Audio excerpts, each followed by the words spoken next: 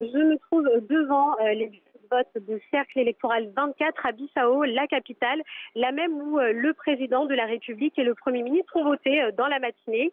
Ici, le dépouillement vient juste de prendre fin pour ces élections législatives à un tour.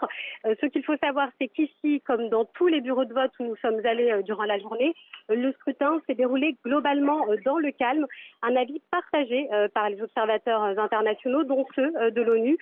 Tout au long de la journée, nous avons croisé des électeurs, notamment une femme qui ce matin, dès 7h30 du matin, 30 minutes, dès 6h30 du matin, 30 minutes avant le début du vote, faisait déjà la queue pour aller voter avant d'aller travailler, nous a-t-elle dit. Et pour l'heure, nous n'avons pas les premiers résultats provisoires. Ils devraient être donnés en début de semaine. Ce que je peux vous dire, c'est que le scrutin semble avoir mobilisé les Bissau-Guinéens. Dans certains bureaux de vote, comme à Kelele, les files d'attente étaient impressionnantes. Je vous rappelle que 102 députés doivent être élus lors de ces législatives.